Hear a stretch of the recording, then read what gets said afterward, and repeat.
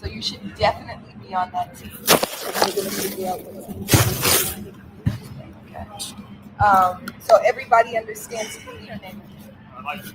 What Elijah? Yeah. Okay, what Elijah, everybody understands what Elijah is saying, what it means in police associations, why we say police associations are not unions, right? Yeah? All right, and we do it in front of the Hall of Injustice, is what we call it, because the district attorney is kind of supported by police associations. The district attorney, whose name is Nathan Hoffman, has chosen not to prosecute police when they kill our people, and instead he's prosecuting protesters. So we moved it from, we used to do it right in front of the police association headquarters in LA. That group is called the Los Angeles Police Protective League. We were protesting there for almost 4 years, and then when Nathan Hoffman started threatening us with arrest for that protest, we moved it to in front of his office to say, all right, you don't want us there, we'll take you, right? So that's why we do it there. Any thoughts or questions on that? So before we do our grounding and get into the conversation for today on relatives, I want us to sign up for our, and I should have said this to you here. Does anybody have a notepad? You have a notepad? Can you be in charge of this thing? We're going to have people sign up for 4 different groups, okay? So, you know in your syllabus it says that for your final project, you should be signed up for different groups, and we need to get y'all going on those groups, okay? So there's an End Police Associations group, there's a Black Lives Matter Los Angeles group, there is a radio show group, and there's a group for Black students. So your assignment for today was supposed to be that you looked through the syllabus and thought about which group that you wanted to be a part of for your project, okay? So how many of you do we have here? 2, 4, 6. So we're gonna sign up 3 to 4 people per group, and then anybody who's not here, they get last, okay? So who do we have who wants to sign up for the Police Association? So can you take everybody's and pass that? I'm gonna put it on top, EPA on top, and everybody put your name, your phone number, and your email for the End Police Associations group. Okay. If you're coming in, 1, 2, 3. Anybody else? So the 3 of you, 4. Okay, so make sure you do that, and then we'll send out a group email so you have each other's information. Okay, the second group is for Black Lives Matter Los Angeles. That's our organizing. We meet on the second Sunday of every month in the evening, but also there's ongoing work. So who would like to be a part of Black Lives Matter Los Angeles? Okay. See you. Supported. Anybody else? Yes. Okay, so that's 1, 2, 3, 4. Okay. So on the next page, today when you get the sign sheet, and then everybody put your name, phone number. The third group is this is not a drill. So Public TV, when he was on, he said I should be telling you all to tune into the radio program. So we have a radio program which airs every Saturday morning on KBLA. Have I talked to you about KBLA? Yeah. Okay. So it airs every Saturday morning on KBLA. You will have to come in studio from 8 to 10 a.m. on Saturday mornings. But it's hella fun.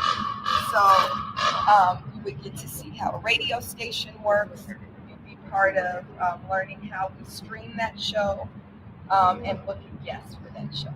So anybody who's interested in this is going to be great. So when you get the sheet back. I'm just trying to figure out, you know the address of that? The studio?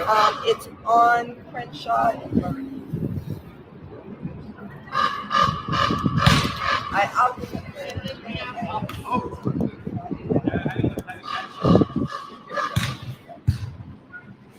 YouTube. Yeah. Okay, so that's the so make sure you put name, phone number. The last one is for Black students. Talk about the Black Student Achievement Plan.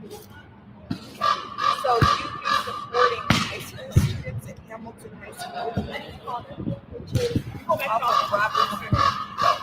It's the students. They have 30-something%, like more than 3,000 black students in that school. And they're the school that's the most active around something called the Black Student Treatment Plan. Anybody heard of that before? BSAP. Okay, so in 2020, when the mantra became defund the police, y'all all know that mantra, defund the police. What does that mean to you when you say defund? Take their money. That was simple, right? Take their money away. We're saying, take their money away and do what with it?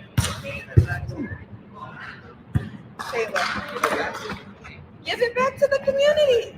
Give it to the community. Or like better, or I should say like better services, like you got civil workers or civil servants that would be much better at dealing with like all these disputes instead of wrapping it up to police. Right. The safest communities are the communities with the most resources, not the most police. So we were saying that all across the nation, defund the police, right? Democrats were mad, Republicans were mad, Obama got his ass out there talking about it's a snappy slogan. It was more than that, it was a policy, right? In most major cities, about half of your tax dollars go to police. Police don't make us safer, right? Police don't make us safer. In fact, even if you think about violent crime, where people go, well, we need police for violent crime. Police are only successful in solving violent crime. Anybody want to guess the percentage of violent crime they solve? 10%. 10%. Higher or lower? Lower. Who said lower? What do you think? 2? Yes. Really? Yes. 2% of, imagine if you were only successful at your job 2% of the time. You shaking your head. What would happen? And what if everybody in your industry was only successful 2% of the time? That whole industry would be done. Why the fuck are we giving police $4 billion a year in Los Angeles? More than $4 billion a year. You could house everybody for less than half, right? You could feed everybody for less than half of that. So we started saying defund the police. And in 2020, Black Lives Matter Los Angeles was successful in getting LAPD defunded by $250 million. We thought that was amazing. Well, really, $150 million defunded and another $150 additional. So we thought that was amazing. But it was less than a 10%. It was like closer to a 5%. At the same time as we were doing that in the city, the kids in LAUSD schools had been experiencing campus police. Anybody been to schools who have campus police? Did you like that shit? Why? Why is it weird? Yeah. Are they armed? Not. Were you at an LAUSD school? Okay. Anybody else at an LA? Oh, well, not LA. They were armed though. Yeah. LAUSD school police are armed. They walk around hallways with guns. They actually have assault rifles in the trunks of their vehicles. This is weird. This is weird, right? But they were also responsible for a lot of intimidation, mostly of Black students. When my daughter, my middle daughter, who you all haven't met yet, was in the 6th grade, she had police called on her 8 times in a single semester. What do you think police are being called on 11-year-olds? You don't want to say because your daughter must be banned. No, I would hate to say, but I saw a video recently where the mom is like posting every day that her daughter's getting sent home for how she's dressing. Yeah. Is it something like that? No, she was a 6th grader, so it wasn't how she was dressing. It's not a uniform school. The first time the teacher called campus police on her, it's because he said she had a look in her eye. a look in her. The second time she had campus police called on her, you all remember what 11-year-olds were like in, she's probably your age, she's 19 now, right? Remember what it was like when you were in 6th grade? What was the hot thing as an 11-year-old? What did you do that drove your parents crazy? And there were all these different, it was making something. And there were all these different ways to make it. Say it. Slime. The second time he called the police on her, it was because she had slime in her pocket. Slime in her pocket. Slime is annoying as hell. Her carpet's still fucked up because of the slime. But I'm not going to call police on a child for having slime in her pocket, right? The third time it was because she whispered to some boy who was sitting in front of her that he probably shouldn't drink cow's milk. It's like, you know why you have so much gas in class? It's because you're drinking that cow's milk. Okay, might have been embarrassing, but that's not a reason to call cops, right? So that shouldn't even be an option. We shouldn't have campus police, right? When I was in school, and I know I'm old, but when I was in school, we had Mr. Williams, who when I was in middle school, I was bad, and a lot of us were bad. There were people who were prone to fight. And when you were 11, 12, 13 years old, in the 80s, you were allowed to have a fight.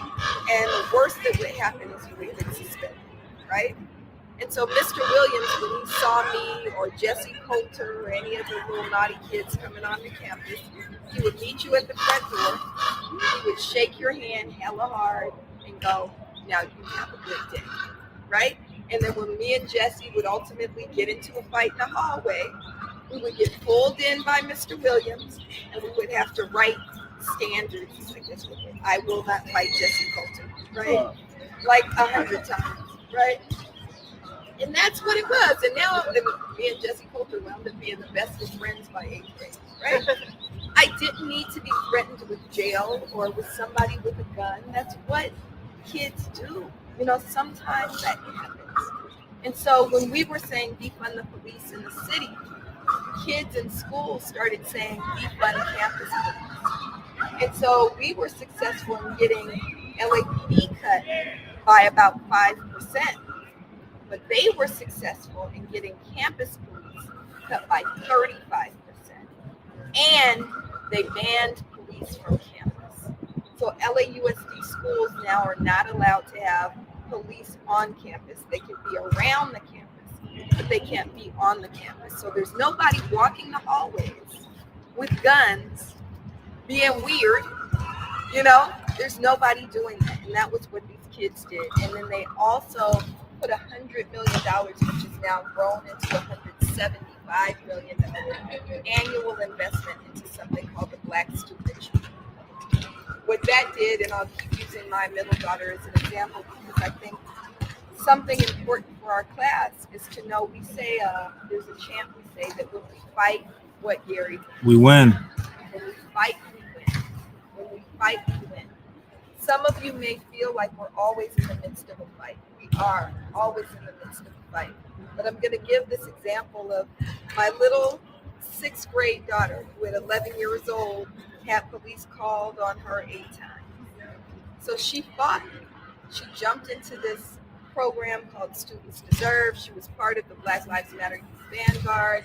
And we fought to get police defunded. We fought to remove police from campuses. We fought to end something called random searches.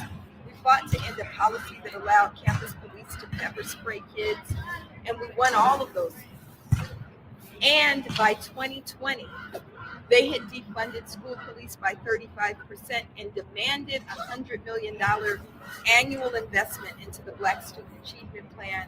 That money is now grown to $175 million annual investment. And it funds things like every Black junior or senior who wants to in an LAUSD school gets to go on a Black college tour where the school district pays for their airfare, their hotel, their facilitation, and there's a group trip down to Atlanta where they get to go around to the AU Center guess where Amara is? She's now a junior at Carthage University. The school that she toured, one of the schools that she toured out of the winds from the Black students. So that's my long way of saying you all can volunteer to help with programs like that at Hamilton. That's the last one. Who wants to do that one? Nobody? I thought that was a good pitch. do it, but I'm gonna do it. Okay. Okay. Anybody not in a group? I'm not in a group. Who's not in a group? That you would work it out with Ms. Tyler is the one who's coordinating off campus. So for each of your groups, you have a coordinator. And that's somebody who works with the organization, and they'll assign you things. Okay. So it's flexible, it's based on your schedule. You want to do that one? Yeah. Okay. You want to do that one? You just do like a digital one so it can be used. But I don't know how much. You guys should either use the page per paper. Yeah. Oh yeah, it's about separate. Open the gate. Each other's information. Or just cross it off and put it through. Can somebody send me a picture of that? And I got it. Okay. You want to switch to that one? Okay. So Can you get a picture of that? 1, 2, 3. Who else wants? Oh, yeah. Okay. 1, 2, 3, 4. Now, do we still have anybody in the BLM group? Who's in the BLM? Okay, great. Okay, so we have not done our land, labor, and life acknowledgement. Let's do that before we move to okay? Any questions on this at all? Nobody from the EPA group is switching, right? All right, who has their syllabus with them? Anybody have their syllabus? Okay, you want to start us off with the land, labor, and life acknowledgement? Yes. And we're going to ask everybody, if you're writing right now or switching right now, let's pause just to do this, and then we can get right back to it. Okay. So first, take a deep breath. This land on which we inhabit is physically situated in the original ancestral homeland of the Tongva, Quiche, Gabrielino, and Chumash people. We pay respect to the Tongva, Quiche, Gabrielino, Chumash, and all indigenous people, past, present, and future, and their continuing presence in the homeland and throughout the historical diaspora. Take another deep breath in. Can you pass it to me? Can you read the second one? Take a breath. We pay homage to those who were stolen from Africa, placed in bondage, falsely named as chattel, and forced into labor, who were called slaves, but never submitted as such, who have always been fully human, with an unbroken connection to the divine and to each other. We honor our African ancestors for the help that still unpaid labor which built what is now the Americas. Take another deep breath in. Can you read the last one? Both our indigenous and African forebears commit to the continued struggle for liberation and liberation, for it is only through freedom and justice that Ashe. Thank you. So I want us to hop into the bell hooks reading, and we started talking about it during our Zoom session last week. Does anybody remember who bell hooks is and what she writes about? And what is the point of bell hooks? Anybody remember?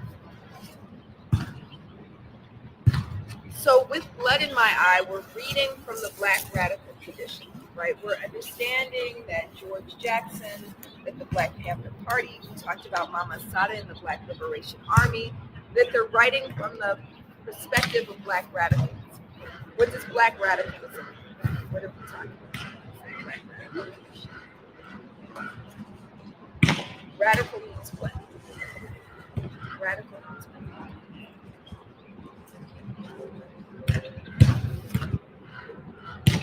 How many of you have heard the word radical?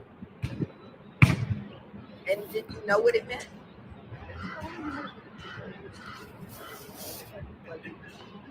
You're out in the morning. out from the norm, breaking order? Can they get hands up too? I feel like it's really contextual depending on all the things on both sides. So in the context of being a black radical, I think it's taking unconventional means to achieve what you should have always had. That's really revolutionary, right? So you're actually, I think that might even be a better definition of the way in which George Jackson and Mama Assata and others conceive the world. They're revolutionaries, right? Mama Assata actually talks about what it means to be a revolutionary, right? They're also coming from the Black radical tradition, and Angela Davis, who many of you know, who had a very long and deep relationship with George Jackson. She talks about radicalism this way. She defines it this way. So you should have this. She will. There's a test next week, right? Radical means to grab from the roots. To grab from the roots. How many of you are gardeners? Kind of? Okay. Okay. If you see weeds in your garden, what's the best way to get rid of the weeds? From the roots. What happens if you just cut them from the top? They grow right back up. So radicalism is really to get to the root of a matter, to get to the heart of a matter. So if we're talking about different forms of oppression, how many of you can think of a form of oppression? It's a form of oppression. There is an educational, that's a system, right? A systemic oppression. But a form of oppression, I'm really talking about the isms. What are we talking about? Racism is a form of oppression, right?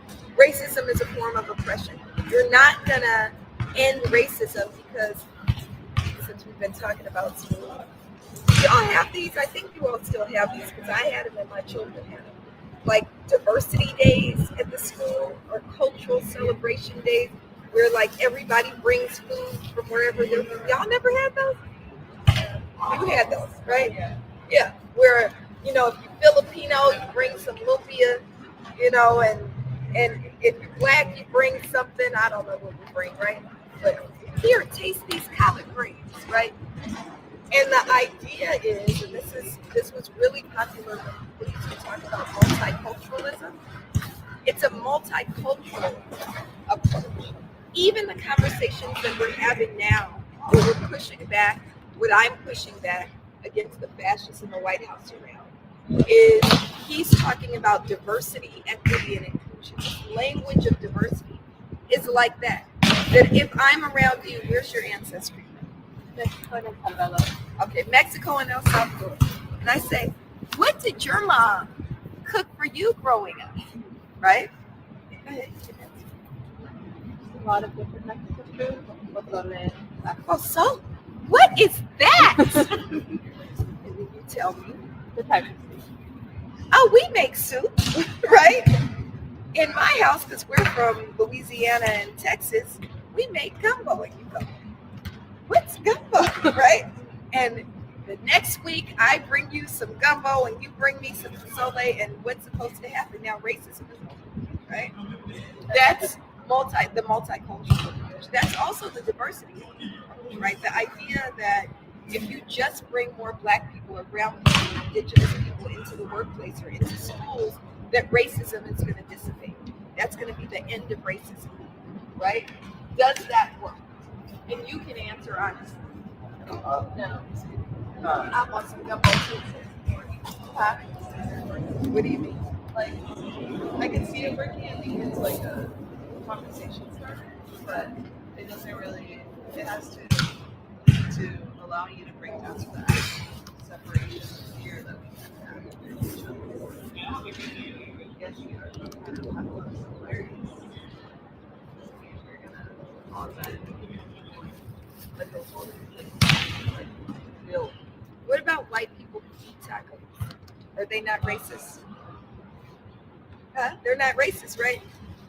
I can eat tacos. I love Chipotle, right? Right? Isn't that most white people you've heard of? They love some Chipotle, right? Does that mean that they're not racist? No. Did that do 60% of undoing racism? Did it do 40% of undoing racism? And then you have a thought. I would say sharing food is one aspect of the sharing and embracing the culture that's kind of separate from racism, which can be inherent in structure within certain individuals. It's not maybe inherent in all people, but it's really like a foundational feature of how their brains develop. It's not going to be as simple as I have this food now, or I met a lot of people and I'm no longer racist. Because at the end of the day, racism is more or less just I see you as the other for myself, so that can be addressed with food.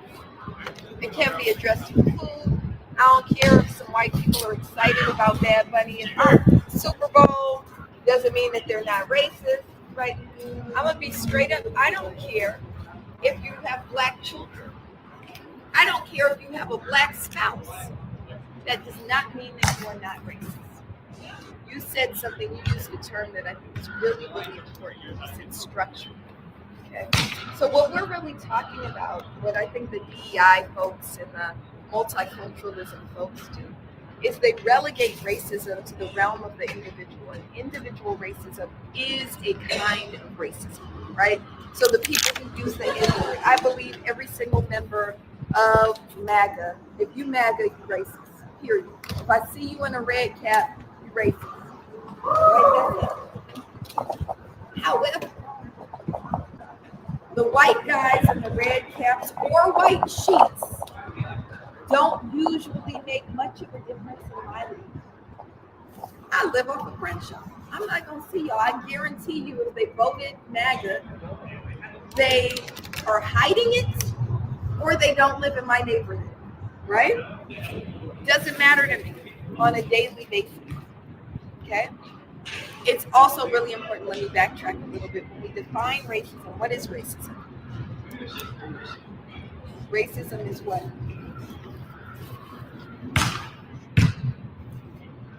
Prejudice against someone's color or skin or the culture. Hold on to that word, prejudice. I'm glad you introduced it.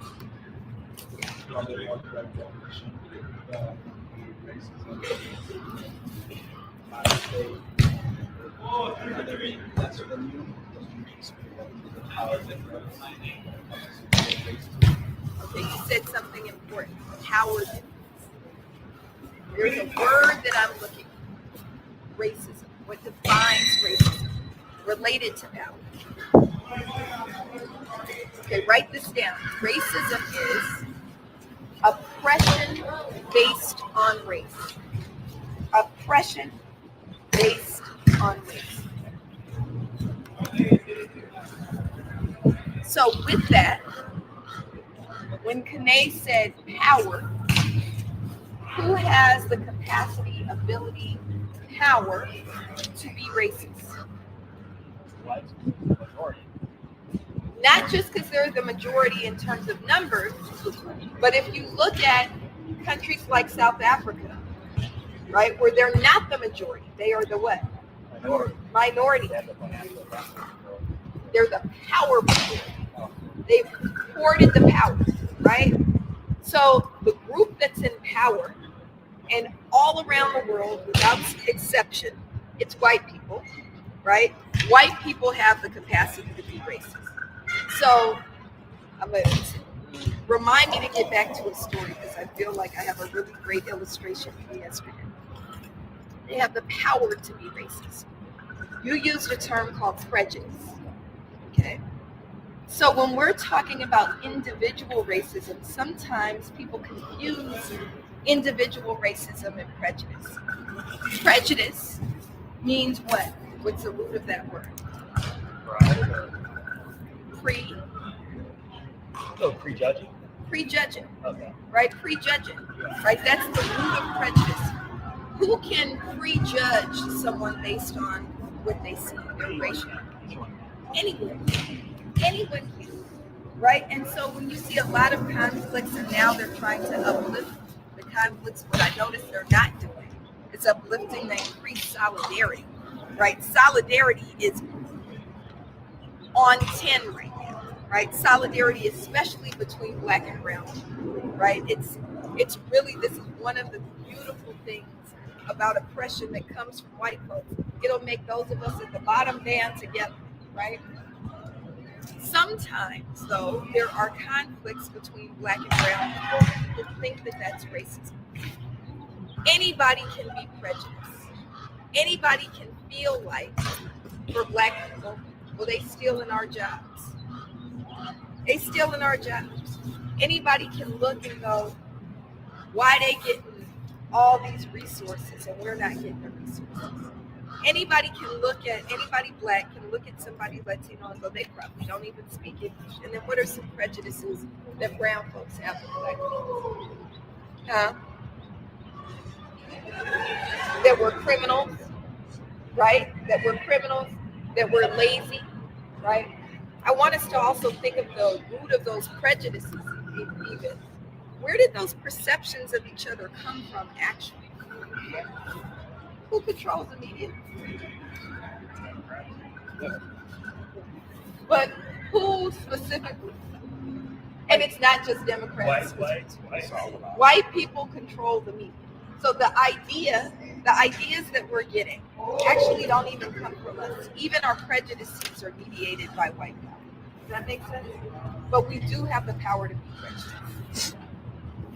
Our capacity to be prejudiced.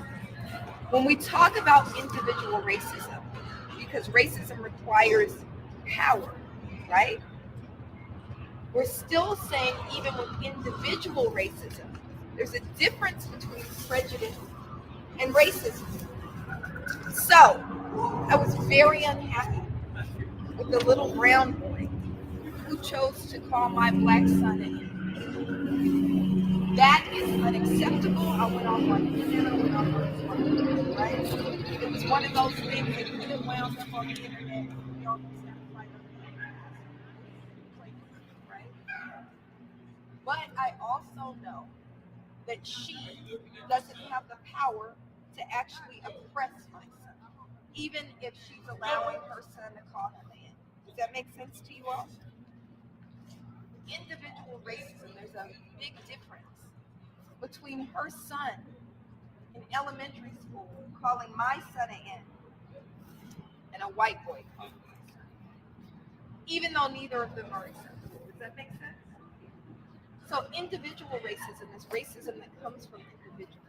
It's the racism that makes people feel like that mother feel like it was okay for her son to call my son. Well, the prejudice. If it was a white person, it would be the racism. Call my son. It's the racism that allows a white shop owner to say no black people are allowed into my store. What happens if a white person says you're not allowed into their store? What happens to you? Kind of. And I probably didn't want to go to your store anyway.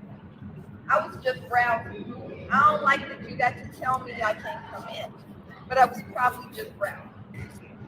Individual racism is important to confront and understand that that's not the only way or primary way in which our lives are impacted by racism.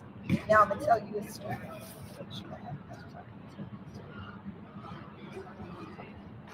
Yesterday I almost had another fight. I was walking in my neighborhood, and I tend to walk to get a little clear my head, but also keep my body as ready as possible. And I'm walking, and I live off of Crenshaw, which is a majority black neighborhood, but it's undergoing gentrification. Everybody knows what gentrification is, right? So white folks have been moving into my neighborhood probably for the last 15 years, and it probably goes back further, but last 15 years, I've heard them, some of my neighbors say things like, this is a totally undiscovered neighborhood. It sounds very critical to most people. No, it was not undiscovered. We already lived here, right? So I'm walking in the neighborhood, and this white guy is out walking, and he's on FaceTime. And you know how when you FaceTime, if you don't have earbuds and you can hear everything, it's on speakerphone. So I'm walking down the street now. My neighborhood, even though it's undergoing gentrification, we're still about 80%, right? And I hear the woman say, he said something about I'm going to walk and talk. We're going to have this meeting and I'm going to walk and talk. And the white woman, whose face I could see and whose voice I could hear, go, oh, it's pretty there. Where do you live? And he said, oh, it's a lovely gated community called Lafayette Square near Culver City. One, Lafayette Square is blocks over. Two, we are not a gated community. Three, we ain't nowhere near Culver City. Right? Crenshaw is there. It's 2 blocks to the east of me. What are you talking about? So they keep going and it keeps talking about how it's lovely, and I'm watching my black neighbor out there watering lawns and other black people are out there. And sometimes when things like this happen, and I want you all to think about these decisions in your own life. We're trained to not disrupt. But sometimes when you hear things, you have to disrupt.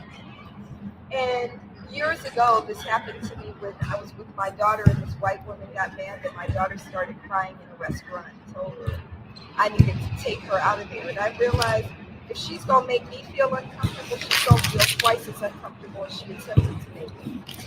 So I thought about this white man lying. And I'm walking and I'm trying to just get my walk in, and finally the sun's out and I am tired and I needed it. And I felt like God grabbed me on the shoulder and said, this is what happens. Sometimes some shit will happen. And I want to keep going with my day. And God will grab me on the shoulder and go, say something. So I start walking slowly. I walk up to this man on the face. That's racist. On the face type of beauty. So he's going like this to me. He's trying to. And I'm like, you can try to block me, and then I get loud. Try to block me if you want to. You lying and you're racist, right? And so he tried to get loud with me, and he's like, I live in this neighborhood. And then I start going in. You're a gentrifier. You're a racist. I don't care that you live here. You're lying because you want to live in a white African community. You don't have the money to live in a white African community. You live in a black community. This is the black neighborhood. That's Crenshaw Boulevard right there. And I kept going, right? It turned into this big old thing. That guy was individually racist. He started calling me black. Probably wanted to use a word other than woman, right? Got in my face. I have it all on video, so I'm trying to think whether I should post it or not. I think I'm going to go to the first, and then if it doesn't do that, if it jumps back, then black woman, and it's in my face. I've never heard it. And then he starts saying, I'm a black kid. One, I don't know what that is. You don't know what it's doing, right? I'm exposing you. I'm not calling the police on you, right? So, we have this confrontation. That was an act of individual racism. But here's something else. He said, I have black friends and I employ black people. As if that makes him exempt from racism because he has black friends. I guarantee he doesn't have black friends, right? And I employ that black people. I give black people jobs. So he winds up walking hella fast, walking away, and I go back to where Sister Tina's watering her lawn, and I'm like, you know him. He said, yeah, and if he put his hands on you, always don't fuck him up with his help, right? So she goes on to tell me that he bought a Mexican soda company, and he owns the Mexican soda company. Here's the illustration. What he offered was an example of individual racism. But as the owner of a business that I imagine, if it's a soda company, it's probably a pretty big business, a pretty sizable business. It's not a restaurant, it's not a corner store, right? He can determine who gets jobs, who doesn't get jobs. He can determine who he wants his contracts to be. That's part of what Kanae was talking about when you used a word that starts with an S. Structure, right? Structure or system. The way that racism most often impacts your life, it impacts your life even when you can't see it, is through systemic racism. It's systemic racism that says we got this one little tract of grass. Anybody ever been in USC? Yeah. How much grass is at USC? A lot. The whole campus is fucking grass with pathways through the grass, right? You got this, and it's weeds. They didn't rake it, right? Ain't no flowers at USC. The grass is all lined with cardinal red and gold flowers, right? That are like interspersed. Like that's what it looks like. There is no asbestos in the rooms at USC. There's no asbestos in the rooms at San Diego State. Because who goes to school at San Diego State? It's not most of y'all, even though it's a Cal State, right? This is the brownest campus in the entire system. It looks like this because this is an example of institutional systemic racism. Does that make sense to you? This is what I'm about. But the Black radical tradition says that we have to get to the middle. The Black radical tradition says diversity, equity, and inclusion is not going to make King Kong. The Black radical tradition says that you have to do things like those children did in LAUSD and say we're going to build a Black student achievement plan and invest deeply in rebuilding your system. Okay? So that's what you read about, and that's the perspective George Jackson was writing from. That's the perspective Mama Sada comes from. Mama Sada also, though, builds a bridge to bell hooks. Bell hooks recognizes how you identify yourself. Say it loud. When are you Black and when are you a woman? You mean both? All at the same time? All at the same time. That's what bell hooks is saying, right? That we, Black women, we, women of color, are all of who we are in terms of our race, in terms of our gender, in terms of our class, all at the same time. Okay?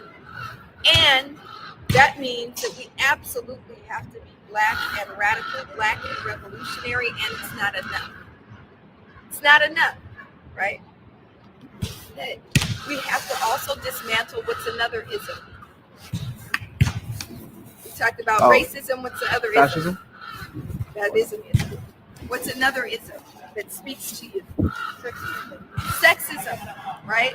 And we talked about this last class. She wrote a book, not the one you're reading, called Feminism is for Everyone. Feminism is for everyone, right? So we have to dismantle, we have to build movements that end sexism, that bring an end to sexist oppression. Just like racism, who has the power to oppress based on sex. Anybody? Huh? Anybody? No. Who has the power to oppress based on race? White people have the power to oppress based on race. Only white people. Who has the power to oppress based on sex?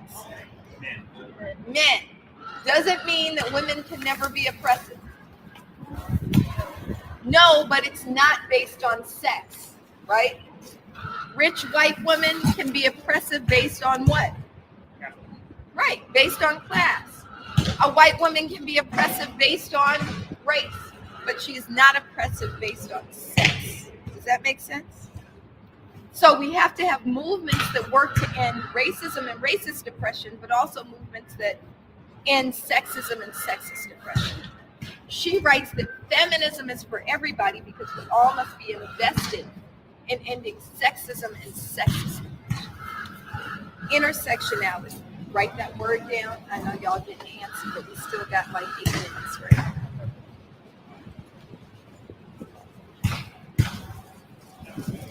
Intersectionality. I can't even forget your name. So. Is it Corday? Yes. Corday. Corday says that she's a Black woman all the time. There is no point at which she is only a woman and not Black, or when she's Black and not a woman. She is all of these things at the same time. Intersectionality recognizes that we live at intersections, and we have to acknowledge the intersections of oppression, which means that we have to fight to end racism, sexism, but also the intersection of those two things. So, when the white man in my neighborhood gets in my face and is yelling at me, Black woman, that's a different oppression than a white woman would have experienced, or even you, Kanae. You think he would have gotten in your face yelling in the same way he got in my face? Why? Because if he'd have gotten in your face, you might have, No. right? That's not what you do. Talk first, and then if you don't agree, that's what comes to. But that's not how it Absolutely. Absolutely. There's an intersectional oppression that's experienced only by intersection, right? When you were poor and Black, when you were poor and brown, you don't stop being poor just because you're Black, right? You got to deal with those identities simultaneously. So the argument around intersectionality is that we have to take on all of the oppressions all at the same time. That shit can be exhausting as hell. But the point of this book is this. The book is called what? Killing Rage. Killing Rage. That what brings us into movement initially is, what's the second word? Rage. Rage is emotion. Rage. Rage is a hell of a motivator. It was rage. I said it was God, but it was also rage.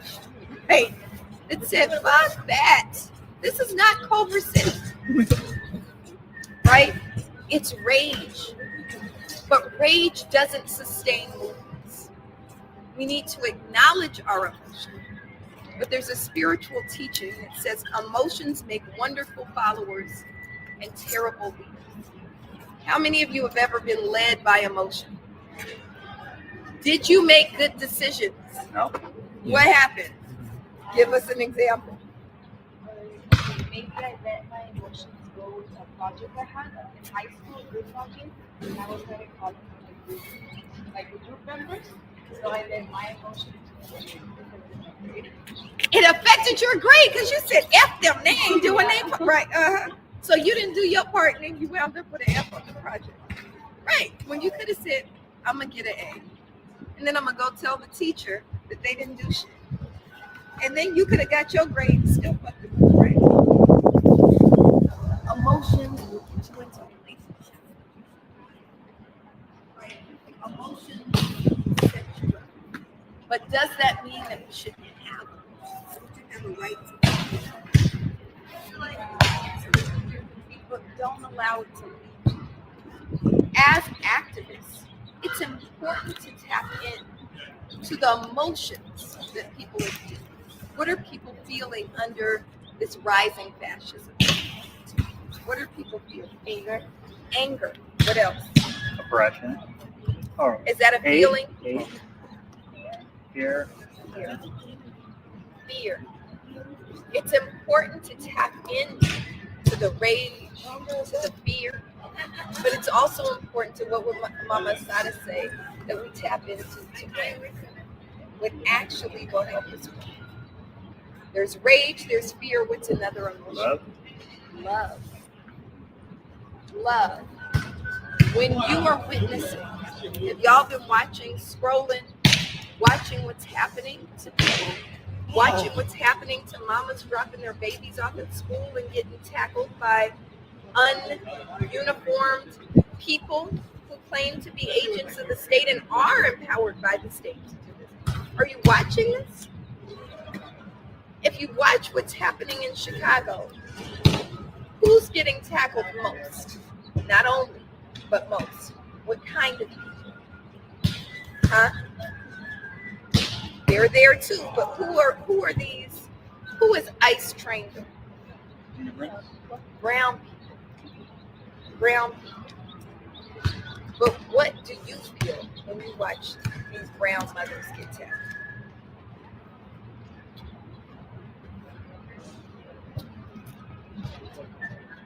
Even if she doesn't look like you, right? Here's the inspiration I want us to take, and this is what's talked about in the book. Love is seeing myself in your struggle. Love is why I wear a hoodie, right? Love is why it's not enough to just mourn what's happening in Palestine, but makes me get up and maybe put my job on the line, right? Love can help us, and even love shouldn't be the fun. There has to be some strategy in building. What does Bell Hooks say? We need does sexism just end because we love each other or because we hate sexism? Does racism end because I ate some pozole one day? No, right? That's emotionalism. We have to have a strategy to disrupt these systems that have you living in or learning in cancer clusters. Does that make sense to you? So killing rage means a lot of things, right? Because the book starts, she was in a killing rage because a white man in her book did some shit. Maybe they're cousins, like the white man who lives in the right? But killing rage is also about moving beyond rage to love. But finally, killing rage is about moving beyond emotion to strategy and movement. Does that make sense to you? Okay, I want to pause with that and see what thoughts, questions, ideas you all have. It's 4:20 now. I'm going to give you, and I'll email these out. There are a few upcoming community engagements this week for Black people, preferably, because I can't say only, but Black people preferably. There's something called Taste. So all the rest of it, actually, no, for Black people preferably for the community engagement. There's something called Taste the Soul. Y'all can go eat some gumbo if you want to this weekend on Crenshaw, all day on Saturday from 10 to 7. Every kind of Black food, every kind of Black music, every kind of Black joy is going to be on Crenshaw. If you are interested in going, we're flyering on Crenshaw Boulevard all day. Okay? Let me know. Huh? Saturday. For anybody on Saturday, there's a No Kings March downtown. Y'all know what that is? Fighting fascism. We're also flyering down there.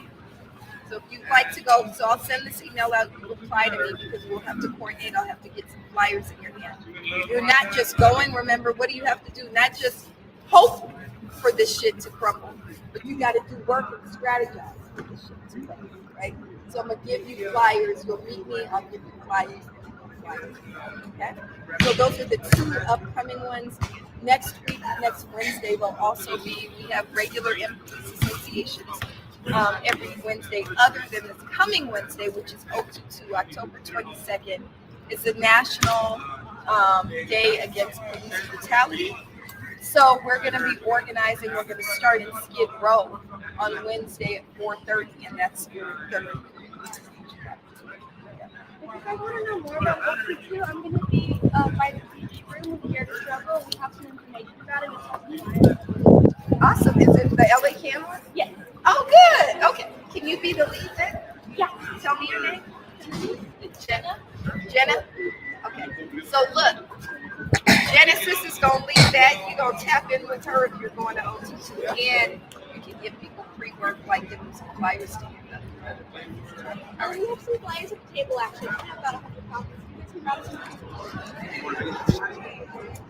All right. Thank y'all. I won't see you next week because next week is what? Midterm. All right. But email me if you need me. Bye, y'all. Thanks so much.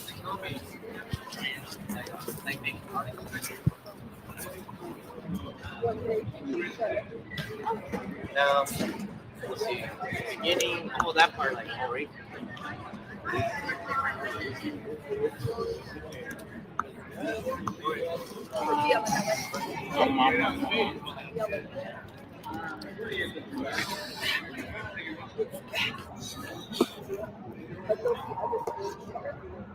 I don't know.